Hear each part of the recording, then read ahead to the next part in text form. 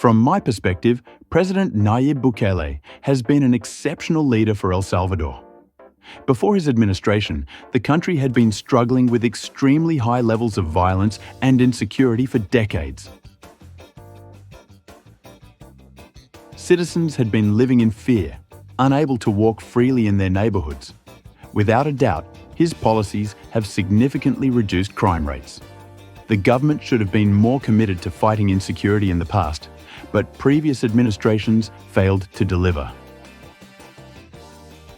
By the time Bukele came to power, gangs had been controlling entire communities, and people had lost trust in political institutions.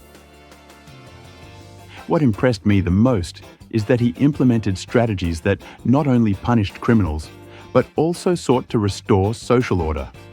His administration could have ignored the root causes, as many others had done, but instead it confronted them directly. Moreover, he has shown strong political will, something that El Salvador had not been experiencing for many years.